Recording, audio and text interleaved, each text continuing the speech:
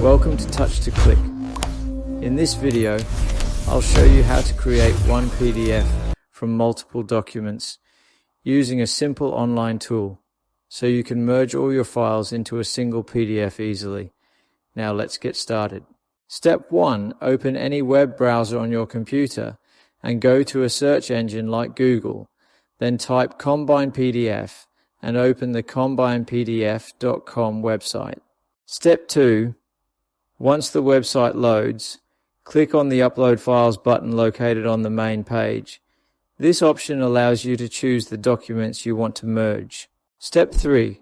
When File Explorer opens, select all the PDF documents you want to include in the final file, then click Open to upload them. Step 4. After uploading, arrange the files in the correct order by dragging and dropping them. This is useful because the final PDF will follow the same sequence, ensuring your pages appear exactly how you want. Step 5.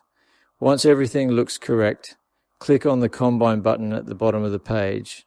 This command starts the merging process and creates one single PDF from all the selected documents. Step 6.